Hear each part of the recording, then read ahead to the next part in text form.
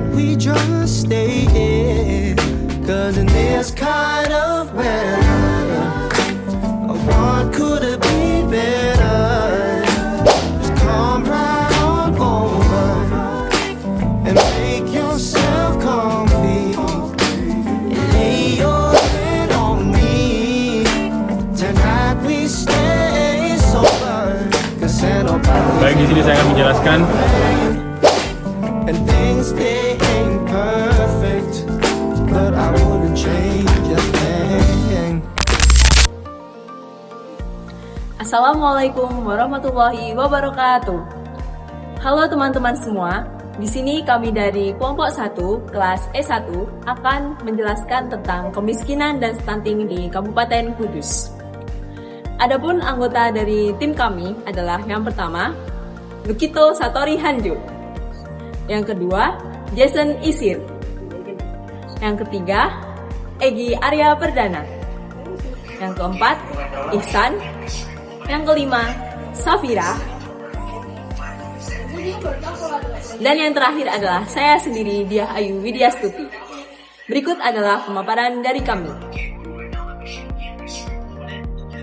Baiklah, setelah mengetahui pokok permasalahan yang akan kami sampaikan di sini dan juga mengenal anggota dari tim kami, berikut setelah ini, pertama kita akan berpindah kepada rekan kami Jason Isir yang akan mengungkapkan tentang permasalahan kemiskinan yang ada di Kota Kudus. Berikut pembahasannya. masalah kemiskinan dan stunting di Kota Kudus merupakan isu yang kompleks dan saling terkait. Kemiskinan Kota Kudus, meskipun dikenal dengan kota industri rokok dan UMKM, masih menghadapi tantangan kemiskinan. Beberapa faktor yang berkontribusi antara lain, pendidikan yang terbatas, akses pendidikan yang tidak merata, menghambat peningkatan kualitas sumber daya manusia, lapangan pekerjaan, keterbatasan lapangan kerja yang berkualitas menyebabkan banyak masyarakat terjebak dalam pekerjaan informal dengan penghasilan rendah.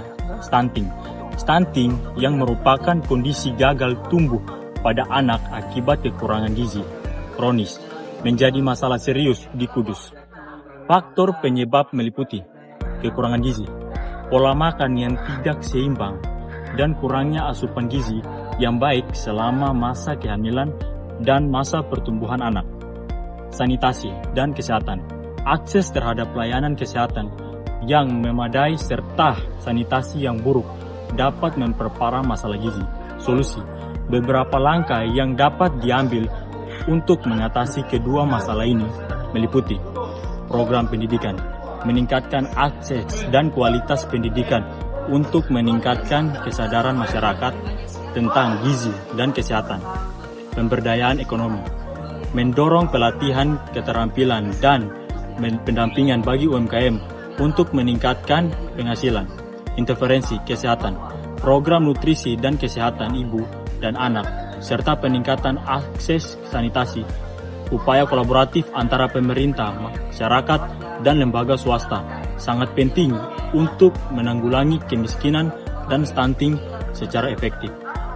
Jadi salah satu program pemerintah di Kota Kudus adalah dengan meminta bantu pada lembaga pendidikan Institut Pemerintahan Dalam Negeri agar menjalani program pemerintah Kudus yang salah satunya adalah dalam bentuk aplikasi yang digunakan, di mana dalam aplikasi tersebut Praja menggunakannya dan turun terjun langsung ke lapangan untuk mendatai warga-warga yang terdampak kemiskinan dan stunting.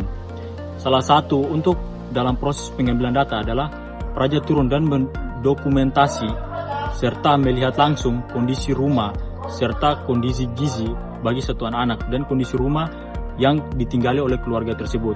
Di situ ada aplikasi yang digunakan untuk memasukkan data-data tersebut seperti foto dan mungkin data terkait hal-hal yang dimiliki serta hal-hal yang menjadi pinjaman. Jadi salah satu program pemerintah adalah dengan meminta bantu kepada Praja IPDN untuk menjalankan program pemerintah yang telah dibuat oleh pemerintah Kudus itu sendiri. Terima kasih kepada Jason Isir yang telah menjelaskan tentang permasalahan kemiskinan yang terjadi di Kabupaten Kudus. Selanjutnya, kita akan memasuki pembahasan yang kedua, yaitu mengenai permasalahan stunting yang terjadi di Kabupaten Kudus. Pembahasan berikutnya akan disampaikan oleh rekan Safira Janati Ismi. Kepada Safira, dipersilahkan. Pemerintah Kabupaten atau Pemkab Kudus melalui Dinas Kesehatan Kabupaten atau DKK mencatat adanya 2.367 balita yang mengalami stunting di sepanjang pertengahan tahun 2024 atau Januari hingga Juni 2024. Kasus tersebut diketahui berdasarkan data dari EPPKBM atau Elektronik Pencatatan dan Pelaporan Gizi Berbasis Masyarakat atau penimbangan serentak yang dilakukan di Posyandu dan Puskesmas di Kabupaten Kudus. Stunting di Kudus ada 2.000 kasus dari sasaran 58.000 balita, artinya 4,04% balita di Kudus itu mengalami stunting.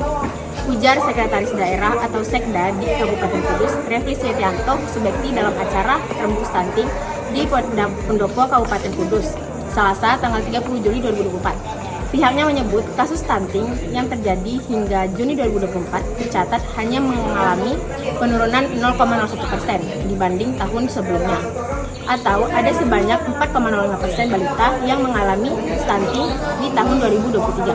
Adapun upaya yang bisa dilakukan diantaranya dengan pengelolaan pelayanan gizi masyarakat, penguatan kegiatan, penyuluhan, pengelolaan lingkungan yang sehat, pembinaan pelayanan KB, serta pengelolaan pelayanan kesehatan bayi baru lahir. Terima kasih kepada Safira atas penjelasan tentang permasalahan stunting yang terjadi di Kabupaten Kudus. Selanjutnya, kita akan berpindah kepada Lukito yang akan menjelaskan mengenai program SIM Nangkis pemerintah. Kepada Lukito, dipersilahkan. Jadi SIM Nangkis ini adalah aplikasi yang merupakan langkah inovatif yang dirancang untuk mengelola data kemiskinan dan menjadi sarana informasi perencanaan, evaluasi, dan pelaporan dalam upaya penanggulangan kemiskinan di Kabupaten Kudus.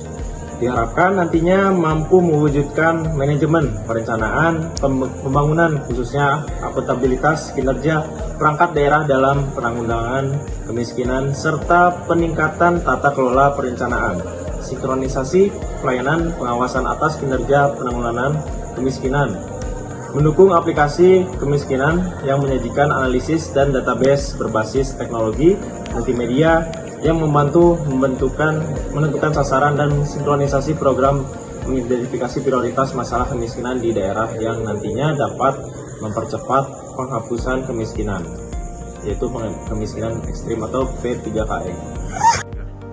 Baiklah, terima kasih kepada Lukito yang telah menyampaikan tentang program SIM Nangkis.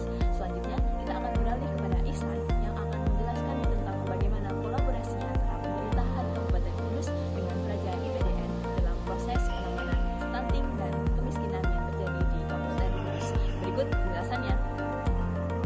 Baik, di sini saya akan menjelaskan cara pemerintah bekerja sama dengan Praja IPDN untuk mengatasi stunting dan kemiskinan, yaitu dengan cara pemerintah menyediakan tempat magang bagi Praja IPDN dan membuat beberapa program.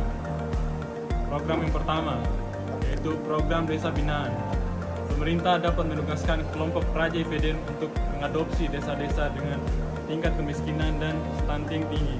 Praja akan melakukan survei mendalam tentang kondisi desa, merancang dan mengimplementasikan program-program pemberdayaan, memantau perkembangan indikator kesehatan dan ekonomi. 2. Sistem informasi terpadu. Praja IPDN dapat membantu pengembangan dan pengelolaan sistem informasi yang mengintegrasikan data kemiskinan dan stunting dari berbagai sumber. Ini akan membantu pengambilan keputusan berbasis data. 3. Kampanye edukasi. Pemerintah dan Praja IPDN bisa berkolaborasi dalam perancangan kampanye edukasi yang efektif tentang pentingnya gizi selama 1000 hari pertama kehidupan, praktik pengasuhan anak yang baik, peningkatan keterampilan, dan pemberdayaan ekonomi. 4. Evaluasi program. Praja dapat dilibatkan dalam mengevaluasi efektivitas program-program pemerintahan yang sudah berjalan, seperti program Keluarga Harapan, BNPT Bantuan Pangan Non-Tunai, Posyandu, dan program Gizi Masyarakat. Baiklah, terima kasih kepada Ihsan yang telah menjelaskan tentang bagaimana kolaborasi antara pemerintah Kabupaten Kudus dengan Praja IPDN. Selanjutnya, kita akan melanjutkan kepada Egi yang akan menjelaskan